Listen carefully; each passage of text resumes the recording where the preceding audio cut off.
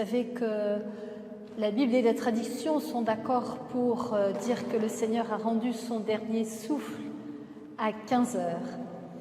Donc voilà, c'est le bon moment. Et nous avons tous dans notre mémoire ces derniers mots de Jésus que nous pouvons lire dans l'évangile de Saint Jean. Tout est accompli et il rendit l'esprit, ce qui mettait ainsi un terme à toutes ses souffrances. Alors je vous propose que nous plongions dans le livre d'Isaïe au chapitre 53 et nous allons prendre les versets 3 à 7. Puisque c'est cette heure de la miséricorde, l'heure de la mort de Jésus sur la croix, eh bien nous allons continuer ce que le Père Jean-Baptiste nous a proposé, eh bien c'est de méditer la passion de Jésus. Chapitre 53, versets 3 à 7.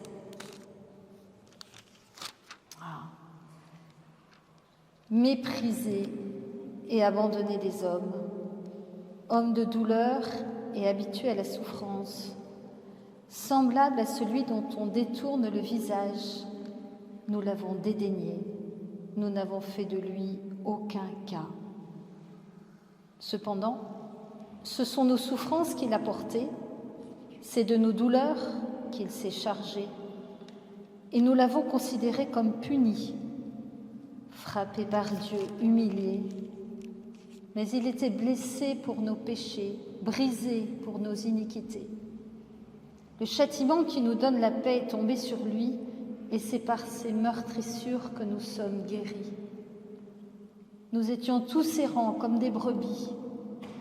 Chacun suivait sa propre voie, et le Seigneur a fait retomber sur lui l'iniquité de nous tous.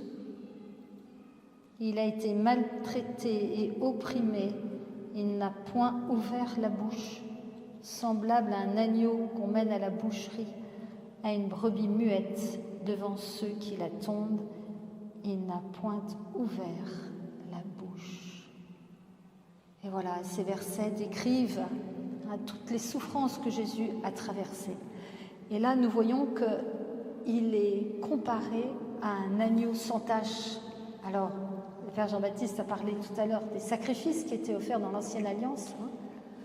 Et quand une personne voulait demander le pardon de Dieu, il apportait un agneau, il choisissait un agneau parfait, sans blessure, sans tache. Et il l'apportait au temple, il posait sa main sur la tête de l'agneau pour projeter sur lui remettre sur lui tous ses péchés. Et c'est cet agneau qui était sacrifié, et le sang en étant répandu, eh bien la personne considérait avoir été pardonnée par Dieu. Et Jésus est l'agneau de Dieu, il est appelé l'agneau de Dieu, il est comparé à cet agneau sans tache, parce que Jésus a accepté, lui, Dieu lui-même, il a accepté de traverser toutes ces souffrances pour nous, pour l'humanité tout entière, passée, présente, future. Et pourquoi a-t-il souffert? Alors il y a dans ce petit passage, on entend, c'est par ces meurtrissures ou c'est par ces blessures que nous sommes guéris. Effectivement, Jésus a accepté toutes ces souffrances avant sa mort pour que nous puissions être guéris. C'est ce qu'on peut lire au verset 5. Et la conséquence et la récompense de ces souffrances, eh bien, c'est que nous reconnaissions cet amour fou de Jésus sur la croix, que c'est pour notre conversion. Alors pour certains, elle intervient à un instant T, pour d'autres, elle est progressive tout au long de sa vie. Elle est un peu comme la vitre qu'on nettoie au fur et à mesure. Et la conséquence et la récompense de ce sacrifice, eh bien, c'est la renonciation à notre péché. Le non-pardon, la colère, le ressentiment, la calomnie, la luxure, l'impudicité, l'impureté. Saint Paul décrit au chapitre 4 de l'Épître aux Éphésiens un certain nombre de choses qu'on peut reprendre, relire, méditer. Et c'est aussi la récompense de ces souffrances, c'est la guérison intérieure, la guérison de nos blessures, celle que l'on s'est faite par un mauvais choix de vie, par notre péché, ou bien c'est ce qu'on a subi, comme des abus, par exemple. Et Jésus s'est offert sur la croix pour cela aussi. C'est aussi la guérison physique. Alors méditer la passion de Jésus, ce n'est pas faire un espèce de dolorisme, c'est revenir au cœur de notre foi. Jésus a souffert, il est mort et il est ressuscité. C'est à ce prix que nous sommes sauvés. Et puis, méditer la passion nous donne cette grâce de comprendre de quel amour nous sommes aimés.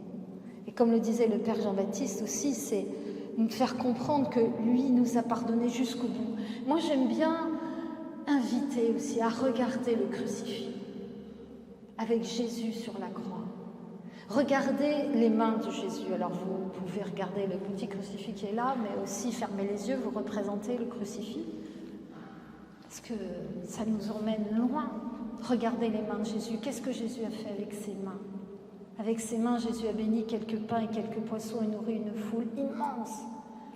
Avec ses mains, il a béni les petits-enfants. Il a mis son doigt dans l'oreille d'un sourd qui s'est mis à entendre. Il a mis son doigt sur la langue d'un muet qui s'est mis à parler. Et puis tant et tant d'autres choses qu'il a faites avec ses mains. Il a passé son temps à faire du bien, du bon avec ses mains.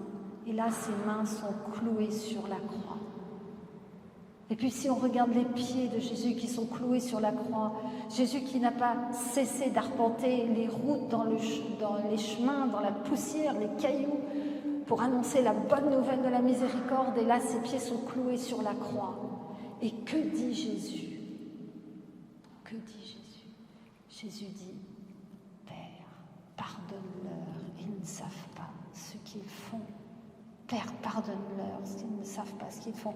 Il aurait pu dire peut-être comme nous, dis donc, après tout ce que j'ai fait pour elle, tout ce que j'ai fait pour lui, me traiter ainsi quand même. Ou bien, oh bah quand même, moi, je suis le roi des Juifs. Non. Pardonne-leur, ils ne savent pas ce qu'ils font. Alors méditer la passion, ça nous permet de prendre conscience de cet amour sans limite, de ce don de Jésus lui-même pour nous racheter, nous reprendre, nous conduire vers plus loin dans l'amour, plus haut dans l'amour.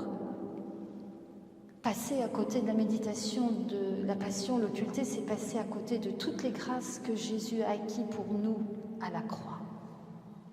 Sa souffrance au jardin de Gethsémani, entre autres, était la crainte que son sacrifice soit inutile. J'aime aussi, dans l'Épître aux Hébreux, lire ce verset qui dit « Nous n'avons pas un grand prêtre impuissant à compatir à nos faiblesses, car lui a été éprouvé en tout, à l'exception du péché. » Alors quand on reprend ce passage d'Isaïe, voyons que il a été méprisé et abandonné des hommes. Il a connu la trahison, le rejet de la part de ses plus intimes. Il a été rejeté par les siens, par les grands, par les grands prêtres, par les sacrificateurs, par ceux-là même qui auraient dû le reconnaître comme le Messie attendu. Il a connu les faux témoins. Il a été brutalisé comme un brigand, on lui a arraché la barbe. Il a été embarqué avec des bâtons, des épées, alors que tous les jours il était enseigné dans le temple. Ils se sont moqués de lui, il était roué de coups. Il n'avait plus de force. Il a même fallu que Simon de Cyrène vienne l'aider à porter sa croix. Il n'avait plus figure humaine. Et à travers toutes ces souffrances physiques, ces souffrances morales, ces souffrances psychologiques, il nous montre qu'il est non seulement capable de comprendre nos souffrances, mais aussi de les guérir, de nous aider à en sortir. Il a tout pris sur lui pour que nous soyons libérés du péché et de la mort éternelle. Et cette guérison, elle a été acquise à la croix il y a 2000 ans. Et saint Paul s'exclame, c'est par grâce que nous sommes sauvés. Et oui, c'est bien par grâce que nous sommes sauvés. Ce salut ne vient pas de nous. Elle ne vient même pas de nos œuvres. C'est une grâce de miséricorde, pure grâce, pure miséricorde. Alors, au verset 10 de ce même chapitre, il est écrit, alors dans la version que j'ai sous les yeux, « Il a plu à l'Éternel de le briser par la souffrance. » Alors on peut être surpris par ce verset-là. Le Père éternel n'est pas un tortionnaire ni un sadique. Le Père éternel voulait que son Fils soit offert en sacrifice pour le salut de tous les hommes. Et c'est bien librement et volontairement que Jésus a accepté de mourir pour nous tous. Alors, Saint Paul, Dieu veut que tous les hommes soient sauvés et parviennent à la connaissance de la vérité. Donc, il n'est pas de douleur physique, il n'est pas d'angoisse de l'âme, de souffrance d'esprit, d'infirmité, de faiblesse que vous et moi connaissions au cours de notre vie, que Jésus n'ait pas connu avant nous. Alors c'est vrai qu'on peut quelquefois s'écrier « Personne ne sait ce que ça veut dire que de souffrir comme ce que je souffre en ce moment. » Mais lui, Jésus, l'a vécu. Il l'a porté dans son agonie, en communion avec son Père. Jésus a payé le prix pour que par ses souffrances, nous recevions la guérison. Aujourd'hui, maintenant. Donc si Jésus s'est offert pour nous au Père, nous pouvons à notre tour, en tant que baptisés, donc prêtres, prophètes et rois, offrir Jésus au Père en réparation pour nos péchés, n'est-ce pas? Est-ce que vous êtes d'accord? Pour offrir au Père Jésus qui a souffert pour nous. Nous pouvons offrir son corps et son sang, son âme et sa divinité en réparation de nos péchés, de ceux du monde entier. Est-ce que vous êtes d'accord pour le faire? Est-ce que vous êtes d'accord? Est-ce que le Père se réjouit si nous offrons son Fils Jésus, son corps, son âme, son sang, sa divinité, en réparation pour nos péchés et ceux du monde entier? Et donc, nous pouvons ajouter, par sa douloureuse passion, soit miséricordieux pour nous et pour le monde entier. D'accord? Est-ce que vous comprenez? Est-ce que vous êtes d'accord pour faire cette prière ensemble? Normalement, elle doit être affichée. Voilà. Alors, c'est ce qu'on va l'afficher. Marc.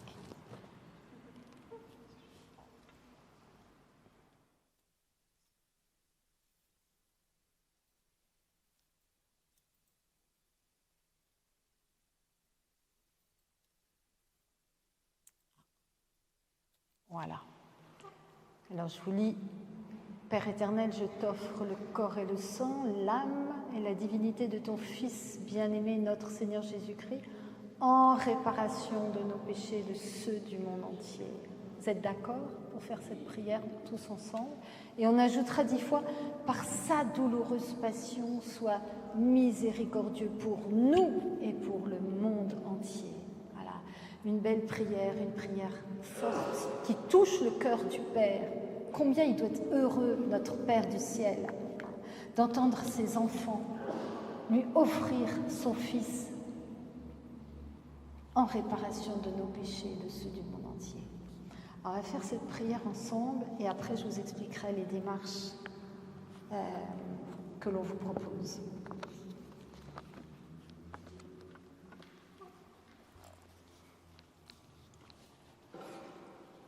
Père éternel, je t'offre le corps et le sang, l'âme et la divinité de ton Fils bien-aimé, notre Seigneur Jésus-Christ, en réparation de nos péchés et de ceux du monde entier.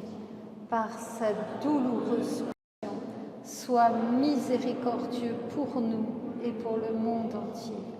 Par sa douloureuse passion, sois miséricordieux pour nous et pour le monde entier. par sa douloureuse passion, sois miséricordieux pour nous et pour le monde entier. Par sa douloureuse passion, sois miséricordieux pour nous et pour le monde entier. Par sa douloureuse passion, sois miséricordieux pour nous et pour le monde entier. Par sa douloureuse passion, sois miséricordieux pour nous et pour le monde entier. Par sa douloureuse passion, sois miséricordieux pour nous et pour le monde entier. Par sa douloureuse passion, sois miséricordieux pour nous et pour le monde entier. Par sa douloureuse passion, sois miséricordieux pour nous